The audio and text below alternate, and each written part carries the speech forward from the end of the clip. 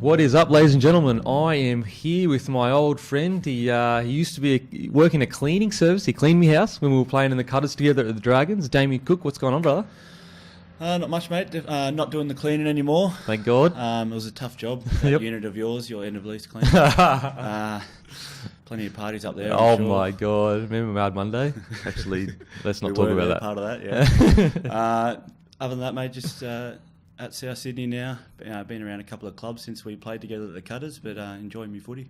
And yeah, so like where are you at headspace-wise? We were just talking about, you've had to work extremely hard to get where you're at. You've signed a 3-year deal last year. Yep. Till 2019. So you're at the Rabbitohs. You're kind of settled in now. You've got a spot there, if you know what I mean. It feels like you've got a home there at the moment. What's it like for you personally? Like after all the struggle of like trying to get you did play obviously first grade at the Bulldogs, but it feels like you're more cemented at the Rabbitohs. What's it feeling like for you now after all that work? Yeah, no, it is a good feeling. It has been a long road, and I'm not the only one to go through it. Like a lot of players have been on the same path as me, and I played a couple of games here and there with the Bulldogs, but last year with South was a big year. I think I played the most games I had so far, and then this year, after signing my extension till the end of 2019, I've had a cemented spot there in a way. Wouldn't call it cemented, but week in, week out playing footy, which is definitely a goal of mine to play the whole season back to back. I definitely do feel at home there. Because I've moved around a bit. I know I've locked in for another couple of years, so really settled in, enjoying my footy, and so far so good. And what's it been like? It's one of those bitter pills to swallow because obviously you boys aren't going as well. But finally your career's starting to you get that cemented spot, something that you've been working so hard towards. But yeah, as you guys aren't really hitting form and everything like that, and you've struggled with consistency. Is it like one of those hard things where you're like, oh man, this is killing me as a teammate, but I'm also happy that I'm finally getting a shot here? Yeah, it's right. Obviously it's a goal of mine to play week in, week out, but then once you start playing that regular first grade, you realise, what it takes to play, week in, week out and be consistent as well. And it's been a bit frustrating because we do have a really good side at South, and that's been the most disappointing thing this year is we haven't got the wins that we needed. And, it's an emotional roller coaster rugby league, and this year 100%. Is definitely one of them. And so take us back to a young cookie. Where are you from? You were born 1991. So yeah, whereabouts you from? Was it always footy? I know you're a bit of an athlete. You did athletics and that. Yeah, did a bit of surf club when I was younger. So beach sprints. Beach sprints, yep. Yeah. Down at Helensburgh's where I grew up. So Helensburgh Tigers, a junior club there. Just made my way up through there. Through Butchers also a couple of years there as well. So and then that's when I moved out to Penrith for the under-20s. To get an opportunity. They had a couple of good hookers here. Mitch Rain and Cameron King were at the Dragons at the time, so I took the opportunity out there. After that was done, there was no spot for me there for the reserve grade side, and I was pretty lucky that Illawarra Cutters made a side, which obviously you played in with me as well. So I was pretty lucky. That was a bit of a lifeline for me to stay in it, because that really could have been a turning point, and I could have gone away and never reached my dream to play NRL. So yeah, a couple of tough years in the reserve grade, but I thought it was really good for me, and it's really grown me as a player to where I am today. Before debuting at the Dragons in 13, and finally here at Souths now.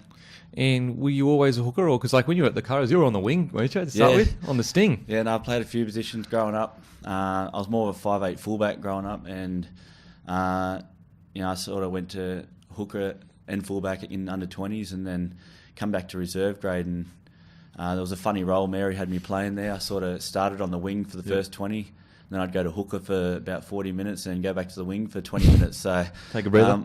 It was good to be on the field the whole time, but I enjoyed moving around. And then the second year I actually played pretty much fullback the whole year at reserve grade. And then I keep getting put back to hooker, so I guess that's where coaches see me best. And so that's where my role is now in the team. And what about education-wise growing up? Was it something that was important to you? Was it just footy? Did you make any rep sides? Did you not make any rep sides? Were you focused solely on beach sprints and nippers and that, or what was it like for you growing up? Beach sprints was I think I just enjoyed it because it was being an individual sport, and I'm quite competitive, so I love that side of it. But growing up, education was not. I wasn't really much about the education, especially in high school. I ended up going to year 12 just to just to try and make schoolboys Okay. in rugby league, which I didn't make any rep sides growing up in there. They put together this development side one year, but it wasn't like a New South Wales thing, but it wasn't too much like it wasn't a CHS side or anything like that. It was just kind of like to guys that maybe want to go along and learn some things. Yeah, I think it was sort of development side for that, to a bit more learning and maybe for the guys for the next year. But there was a French side that came out to play the schoolboys, so I think we were a bit of a trial match for them. So okay. But that was still a good experience. But I pretty much just stayed at school just to try and make schoolboys, and I was lucky.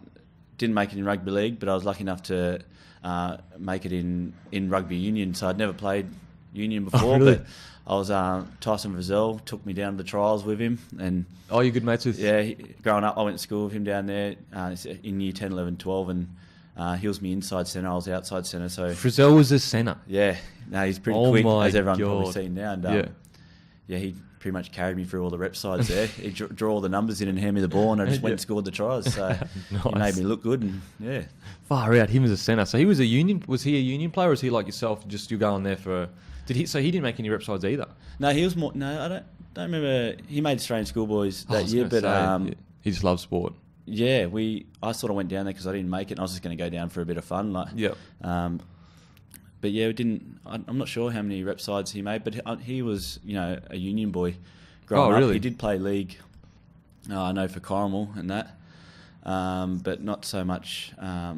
Not sure about the rep sides as much, but I remember just him coming through the Sharks 20 system, I think it was, and then that's where the Dragons picked him up. Yeah, so. Man, he's impressive. Okay, so when was the moment when were you always just doing both, as in like your nippers? Because were you a state champion or something like that, or like you did all right, like you did do well, but did you make sides or teams? For nippers and that? Yeah, no, there was a couple of sides. So they have like the New South Wales side and state champion and Australian championships. So I was lucky enough to win a couple of them as well. National championships? National champ, yeah. When God I was a bit younger. So yeah, that was good. It was I do miss it now, surf club, because it was that competitive sport that I loved. But it came to a point. I think it was about I was 15. I think I competed in my last Opens event, and or 15, 16, and after that it was just sort of getting in between. Footy pre-seasons will start to become a thing for me then as well, with Hal Mats and SG Ball coming up. So surf club got pushed aside to allow me to keep going on with rugby league. Was that because you liked rugby league more, or was it because you knew that there was not much of a future with nippers in that, like financially? A bit of both. There isn't much of a financial side to nippers or surf club, unless you're in the Ironmen and stuff like that. And even that's like... It's not as much as they should be getting for the amount of work those Ironmen do, but rugby league was always my number one sporting choice growing up. It was my family. I was born into it, and I'd been doing it since I was about 7 years old. So, it was always my goal as a young kid to play NRL. So with the beach sprints, walk us through, what's it like? Because like with the 100 meters, you've got 100 meters, So like when I used to do athletics and make the state and stuff like that in Queensland, and then go to nationals, even 100 meters is nerve-wracking.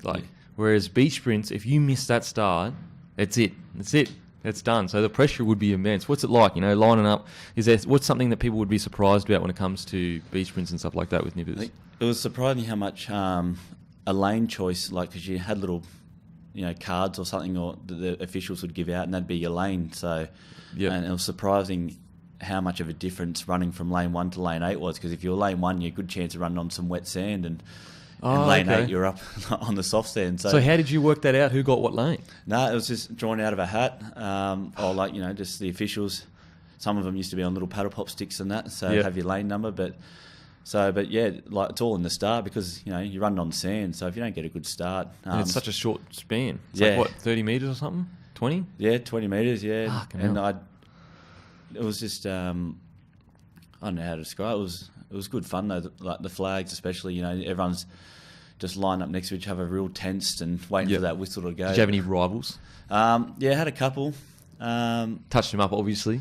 I went all right at the flags, not so much the sprint, the 90 metre sprint on the sand. Because your first 20 is good, but then it's your 30, 40 that isn't as good as your first 20. Yeah, all the taller blokes start running me down. So longer strides than that. Yeah, on the flags was more my pet event. I had a couple of rivals. There was one at the national titles. actually there was like a double whistle, and my main rival, he actually helped me protest to get back in because there was a whistle from another flag event. So, really? And that's what I thought it was a false start. So me and another guy stopped, and we ended up missing out. So he ended up protesting to get me back in. He ended up stumbling two runs later. He's a saint. And I went, he's not a rival. He's a bloody saint. And then I went on to win it. So thanks to him. What's his name? Give him a shout out. I can't remember. Oh, mate, he's propelled you onto great things, and you've just brushed him. Tugan Beach, I think he was from, up in Queensland. So. Mate, Queenslander, that's right. Queenslander. Bloody Queenslander, mate. We're fair, tough, but fair, and we get the job done. Fair. That's fucking hilarious. Can be. Okay, sweet. All right, so were you an aggressive beach like flag runner? Like, would you like elbow people and shit, or would you be like, are you just like real fair, play by the rules? It's fair, play by the rules, but I bet you there were people that were known to be dirty. Hey? Yeah, there was. You knew who they were. Yeah. Little tactics growing up, like kids would try and.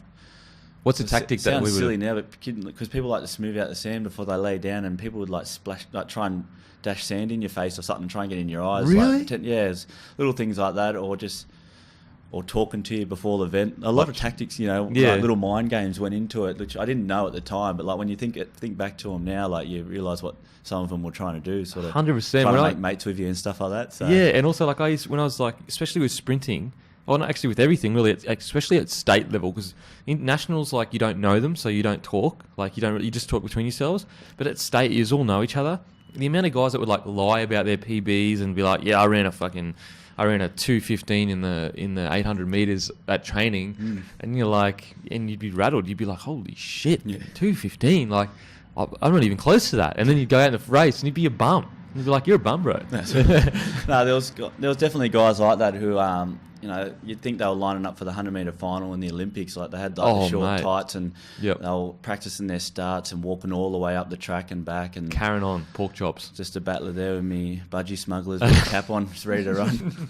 I was a massive battler. We used to put because we couldn't afford it, because we just couldn't afford spikes. We used to put our feet in this, I forgot what it's called, but it's this purple liquid, and it makes your feet hard. We used to run barefoot on tartan with our feet taped because we couldn't afford spikes. So all these other kids are in this mad kit, and like me and my brother were these like little poor urchins winning nationals. I remember like school athletics, you'd turn up and there'd be kids in the full running outfits, and you'd be wearing like your sports shirt for that day and your footy shorts from the weekend. That's what you'd run in. 100%. All the gear but no idea. Yeah, that's all right.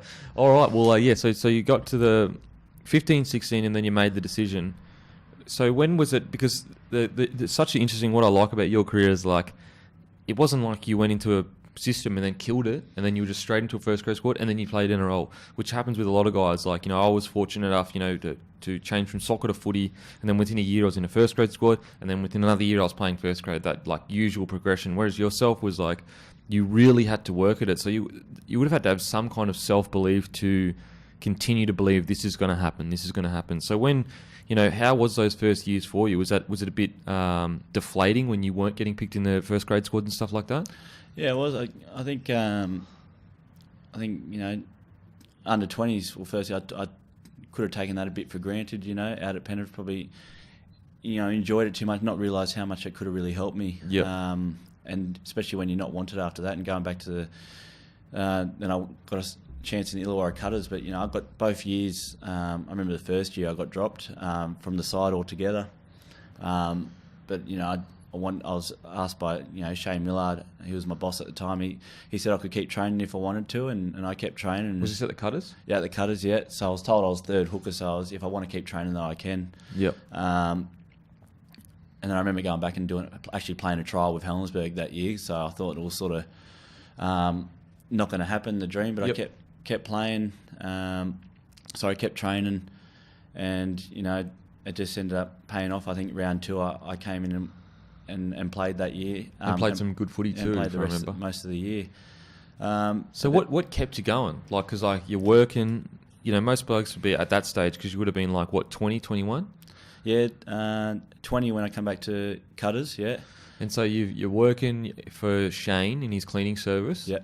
And you're like, okay, the the reason why you're working in a cleaning service is so that you can continue to chase your dream. Otherwise, you'd probably quit that, go to uni, and start progressing towards, career outside of footy. So what kind of kept you, when you were dropped from reserve grade, like Dragons, what kept you in there, Yeah, I'm not too sure. I just didn't want to give up after first go. I think I'd put too much effort into it, moving away for 20s and stuff like that, and a lot of work, my family and that I put in, and partner, and that a lot of support. Like, it'd be hard to just give up after that one go. So I think that's all I wanted to do. Like I said before, education wasn't a thing that for me. It was always rugby league, and I wanted to play NRL as well. And I think every now and then I got pushed back sometimes, getting dropped, but then I'd always move a step forward as well. So I kept training, and I end up playing cutters as well.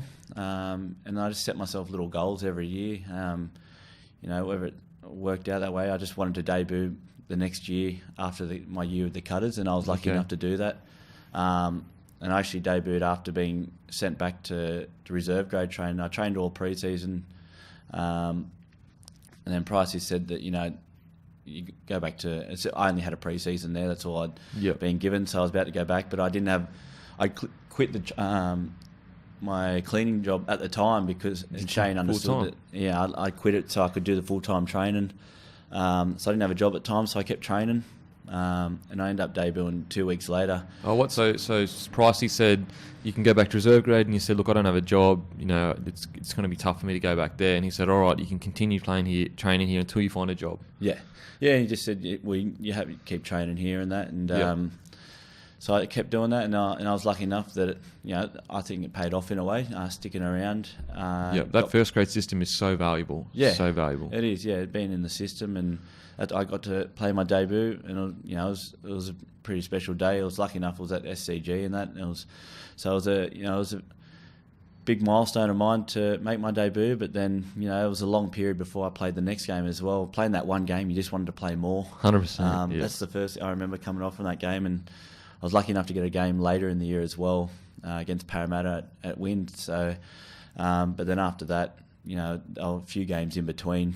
Again, I went to the Bulldogs, and it just, I played 2 games again that year, but they were so far apart, and you just keep, I got to a stage at the Bulldogs the second year, and I'd sort of given up. I said, I'm not going to make first grade this year. Michael Leach was there, and I said, I got to about 8 rounds, or a few rounds to go, and I sort of said to myself, I'm not going to play NRL this year. We'll just try and win reserve grade. We had a pretty good reserve grade side, and I'll try and start again next year. Yep. And then there was an injury, and Leisha got injured, and I ended up getting 5 games at the end of the year with the Bulldogs, and had some good form in those games, and it ended up escalating to me moving across to South. So there has been a few knockbacks in the way, but I guess there's been that little carrot dangling in front of me every now and then with those games and that, and just once you play one, you just want to keep playing more. So I think that's what kept me going. Yeah,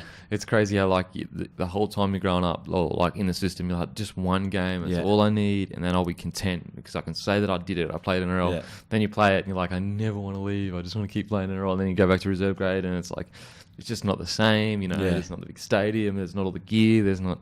Yeah, I totally agree, bro. So, so the first time that you made your debut, what was the phone call like? Was it expected? Like, how did it happen? Yes, I just remember, I think Cameron King was injured at the time. That's how a lot of my games have come across, by misfortune for other people, but you got to take your chances. And Pricey I remember him calling me in to his office, and I sort of wasn't sure what it was about because I'd just been training with him, but playing. Did you think you were going to get dropped?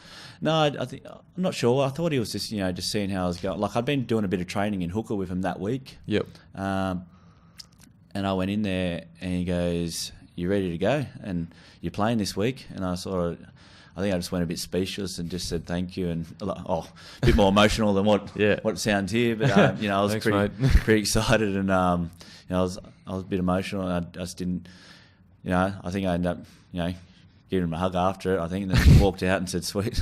And he goes, "Rip in," and went out there and I don't know, I just didn't know what to do. I sort of walked around the sheds for a little bit, just not sure. But call the missus, family, and everything. Yeah, after training, because we were just finishing off training for the day, and called them on the way home, and they were all very, very happy for me. A few tears over the phone from them as well, so just showed how much support they had for me. And then I just remember little things from that week. I remember Sowie was really into me on captain's run, and I know, just in a good way. I think he was just getting me ready for the next day, but he was just riding me. But I think that was good for me. It sort of broke the ice a bit and made me feel a bit more a part of the team. Bit of banter with the boys. Yeah, and then Nightingale rang me that night as well, just before. And, oh, did he? Yeah, it was a random call, and obviously being young and him ringing me at night time, seeing his name popped up, and I said, "Oh, what's going on here?" And he's just ringing up and goes, "How you going?" And I was like, "Yeah, good." And he goes, "Just seeing how you feeling for tomorrow." And it was just a general chat to see how I was going and how I was feeling. So, that he probably didn't think it was much, but I really appreciated the phone call from him and that as well. 100%. Like getting a phone call, because that's the one thing is like a young guy coming into a side, you just feel so uncomfortable. You feel like you're not supposed to be there, but you are supposed to be there, and you kind of just like. You're just so, I don't know about you, but I was just like so anxious. Like, I don't want to do anything wrong. I hope I don't piss them off. I don't want people to be like, not like me as a person, all that kind of shit.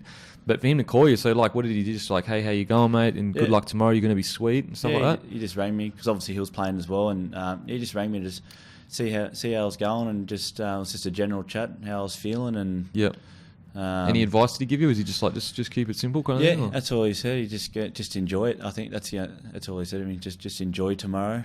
And I remember after the game as well, he said, "No one will ever take that away from you now that you've played that one game. So, you've played in a row, and no one will ever take that away." So, he, like I said, he probably doesn't realise those things, but I definitely remember him and always will. Oh man, like they'll give you so much more confidence and comfort, like knowing that he's thinking about you, that he's willing to call you and talk to you. Like that would just like be such a massive icebreaker. Yeah, no, it was. It just definitely made me feel a bit more part of the team, and it didn't help with the nerves at all. I was still very nervous going in. But yeah, no, it was definitely a day I won't forget. It's like tiny little things like that you don't really hear about, you don't really know about, but like just one little phone call from a guy like Jason Nightingale, who is just like so well respected in the game, and it just like literally changed your whole night, kind of thing. Sorry, Tricky. Oh no, I just remember running on the field and I'd never take this scoot as a hooker, like out of your own end. After, like they got us cornered down the bottom and ran on there, and Matt Cooper's just yelling at me, just take a run straight away. So I just remember 100 things going through my head at that same time, and I think I only played about 15, 20 minutes that game, but it felt like 2 minutes. How very quick. Go. 100%. And so good how like the older boys, they just know that like they know what you're feeling, they know what you're going through, so they like just help you out with it. So is that something that stands? I was going to ask you, what stands out for you as you debut? Is there something like running out and seeing the crowd, or what was something that you can like fully remember?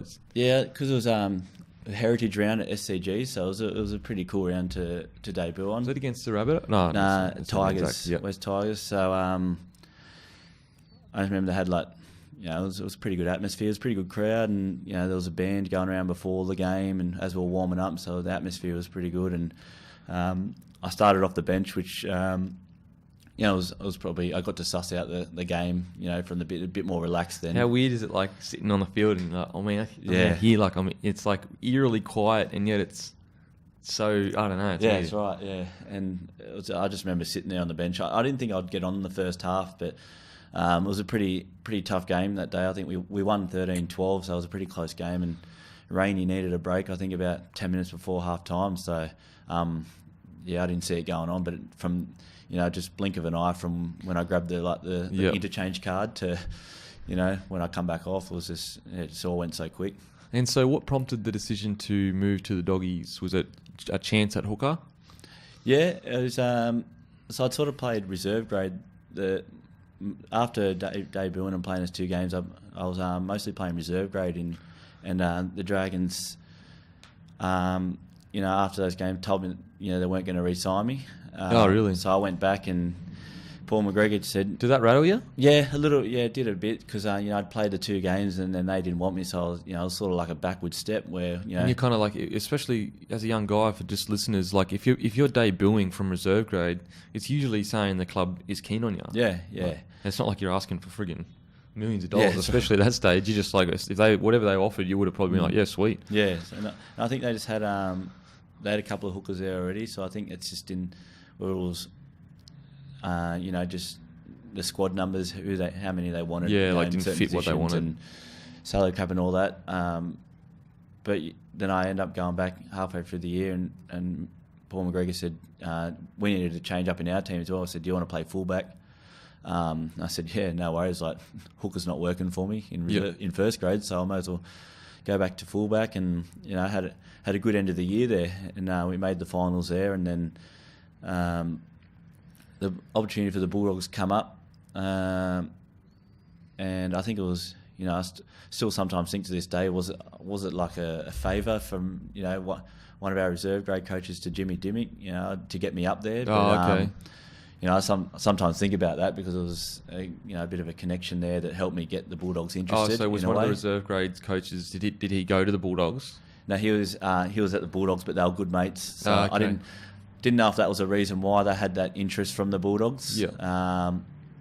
But in the end, like, it turned out to be good. I got to the Bulldogs and were you signed as a hooker or a fullback? That was the funny, because I was playing fullback and they signed me, but then Des rang me just, to see how I was going after I'd signed and everything. And about a week before pre-season, I was a week into pre-season, he said, when they started doing ball work, he goes, I know how you can play fullback. I just want you to train at hooker and get that part down pat. And I was like, all right, I guess I'm just getting pushed back to hooker again. Yep. And that's how I ended up going back to hooker for first grade. But had a good run, good pre-season there. But then right before the nines, I broke my thumb, so it set me back a few weeks. And I thought I was a chance in that first to be round one, like 17 side. So that sort of was a bit of a setback as well. But it was a long 2 years that I enjoyed it at the Dogs. But it ended well with those games at the end. Got to play some finals footy, which was definitely some of the highlights of my career so far. 100%. And so that first year, was that the year that you played 5 NRL games, or was it the second year that you were? Second year, yeah. The first year I played only 2 games. One of them 80 minutes, and the other one 3 minutes. I remember the Manly game. I went on, and then they scored a try out wide, and they come to take me off. And I was like, no, I just got on. Trust me, I just got on. I'm like, no, you're off. And a couple of the other boys are like, no, you just got on. End up only playing the 3 minutes that day. So, like I was play 180, 3 minutes. These games were just coming, far in between as well. And it's just like, it's like mess with your head. So was it the second year with the Bulldogs where you're like, okay, maybe this isn't ever going to work. Maybe I genuinely need to start looking at other options. Yeah, well, I got second year of the Bulldogs, and like I said, Leisha was there, playing some good footy too, and he, so he obviously kept me out of the side, and got to near the end of the year. I think it was about 6 rounds to go, and it was probably about a few weeks before that. I thought I'll just keep playing good footy with reserve grade, and hopefully something will happen from that. Yep. And it's just funny how quickly things change. Obviously, Leisha got injured. Had a good game against South Sydney for my first game that year in 15, and then played the next 5, including 2 finals games. So it was a good way to finish that year off, and it obviously led to better things. Signing with South. So at the end of that. Going into the end of that year with the Bulldogs, you had no contract for the next year? No, we were sort of, trying to get a new contract. I'm trying to re-sign and stuff like that. I would have been happy to stay there at the Dogs and keep going there, but obviously because I wasn't playing reserve, I was playing reserve grade, so I wasn't playing first grade, and it's hard for them to sign someone who isn't proven themselves in first grade. But you were still like making New South Wales Cup Team of the Year in that, weren't you, and stuff like that? Yeah, I never made that New South Wales resident side, which was annoying. It was always a side because I thought, if this is all I'm going to play reserve grade, then I'd love to make the top level of reserve grade. Yep. So I never got that residency really? Side. That's crazy. And I always wanted to, but yeah, got a couple of team of the years while I was at the Dogs. So yep. Yeah, that's weird. You make team of the year, but you don't make residents. Yeah, that's fucking weird.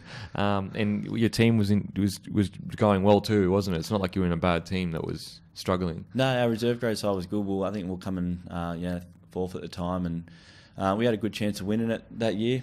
So I was just going to concentrate and try and win the comp there because that's something I've never done as well is win a comp. So even growing up through juniors, so that's where all my focus went. But just overnight, only takes one game. The injury so happens, crazy. Yeah.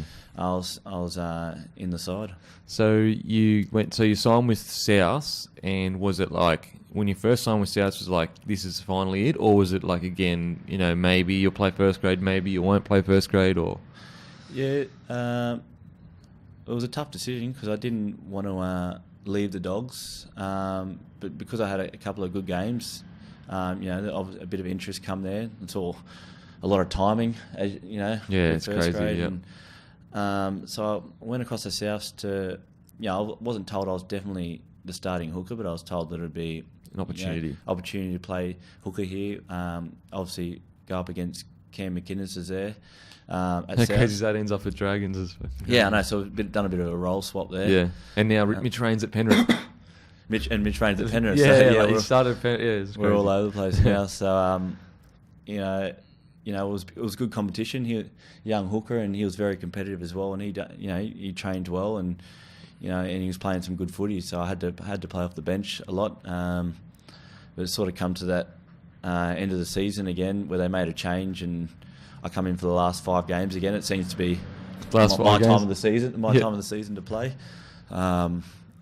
I'd like to play good footy all year, but so I was lucky enough. We weren't doing very well. We weren't going to make the finals.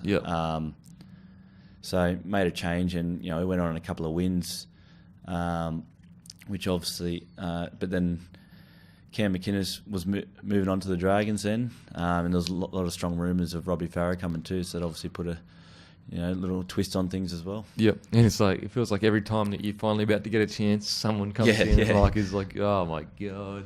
Okay, so so you come into this year and you're playing some really good footy. You play good in the Charity Shield, and everything's going great.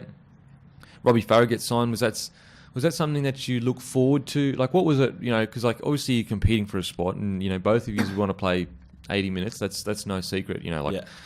You're competitive people. That's just the way it is. But you're also teammates, and you also can learn a lot off a guy like Robbie Farah. Yeah. So was that another one of those weird situations where you accepted and were like, you know what, I'm just going to learn as much as I can and play as well as I can? Yeah. Kind of thing. Well, that's how it eventually got to. But at the start, I've heard a lot of strong rumours of him being signed. Obviously getting a lot stronger as well. So.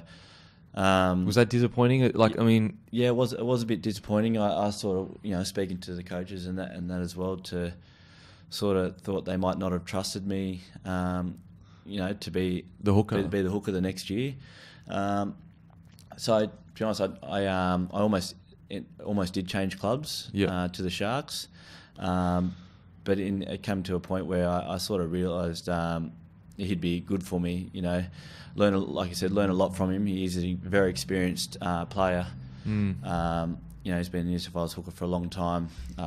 Before Pete's, but so it was good for him coming across. Just made me want to step up my game a bit more and train even harder and obviously and learn everything I can off him before he retires. That's how I took the pre-season on. I challenged him on everything, and it was a good, healthy competition as well. We're happy to help each other, but we sort of pushed each other along as well. And challenged each other. You're both playing pretty good footy. It's interesting to see how that kind of dynamic works. So, what's something that from Robbie Farah that has not surprised you, or what's something that you've learnt the most from him? Like you've kind of gained as much knowledge-wise from him. It's I can be a bit, on the field. I need to sometimes slow it down a bit when I'm going to play the ball and sort of, look at a bit more options and stuff like that. I think Robbie's very good at game management. Just watching him where he's in defence and how he follows the ruck around as well. So and obviously that's why he was able to play 80 minutes for so long as well. So I think game management was a big one. Love watching him kick. He's got a good left foot, and that's something I wish I had, a left foot. But because a lot of teams don't have left foot kickers and that as well. Yeah, that's so true. Yeah, especially at a hooker. Yeah, at a hooker. So that's him and Cameron Smith are so good at it. So but him coming to the club and being such a kicking hooker that last year we weren't really encouraged to kick too much. Has helped me improve my kicking game a bit this year and be more confident to kick. Even though we've got one of the best kickers in Adam Reynolds at our team, but it's always good to take the pressure off him a bit as well. And speaking of kicking, take us through that freaking try you set up with kicking when you made that break, and then you did that like Cosfield kick, if I'm remembering correctly. Oh, charity shield. Yeah, no, it was. Walk us through that play by play. What were you thinking? What were you feeling? What was it like? It was. It all happened pretty quick, but I remember. It was last tackle, so I knew I had to get a kick on somewhere, but it was a real quick play the ball, and I'd sort of try and react to those and run. That's your strength kind of thing. Yeah. So when I see the opportunity, I took it on. I remember faking to kick first, and then the A defender went out a bit, so I had a bit more room to run, but then the fullback was flying at me. Yep. And I remember just seeing Burnsy out of the corner of my eye, sort of like waving, like had his arm up, and I was just lucky that the kick landed pretty well on the spot. So I won't try it again though. Okay, so then you make city country this year.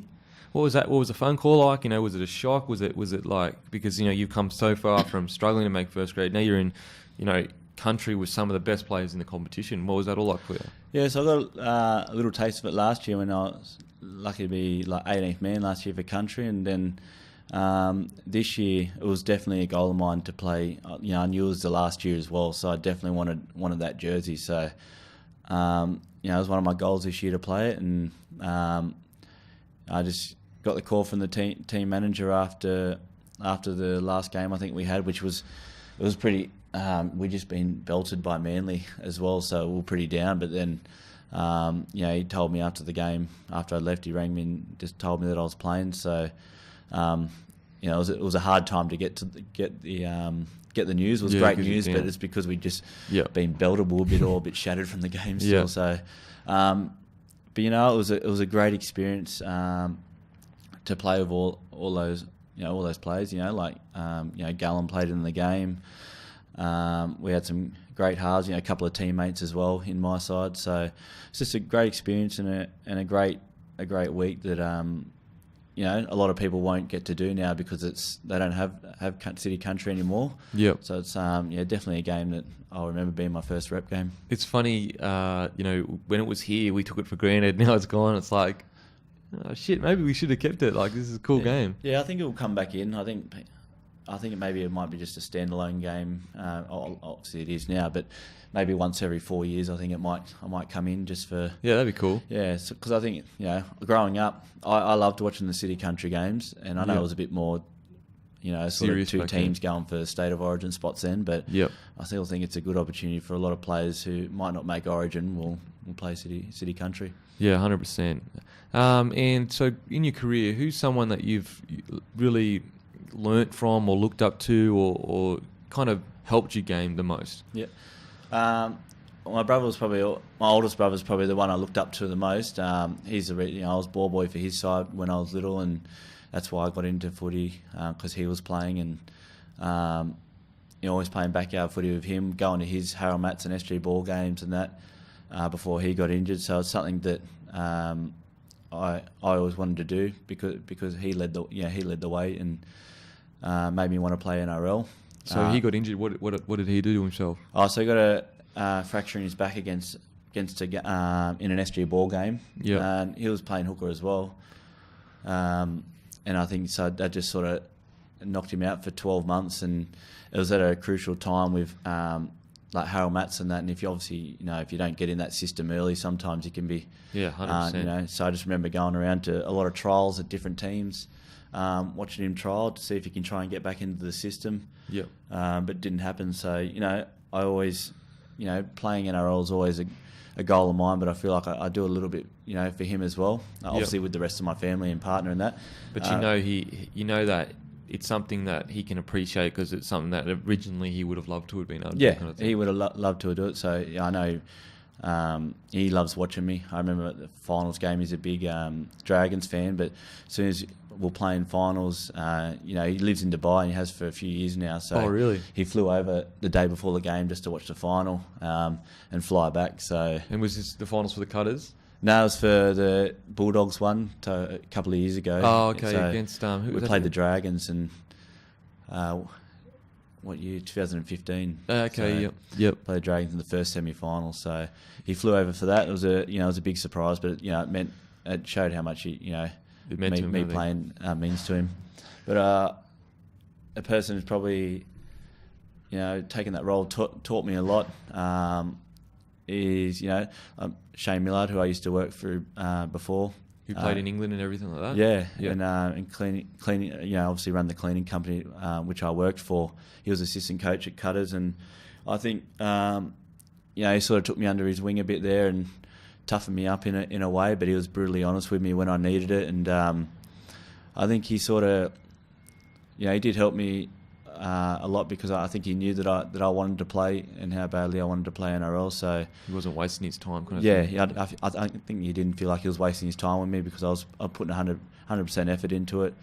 But through Cutters, both years and still at the Bulldogs, he was that connection to the Bulldogs as well. Good mates with Jimmy Dimmick. So sometimes I'm not sure if it was a favour or not. Yeah. But I thank him for that. And but he was a big learning experience for me having him in my corner.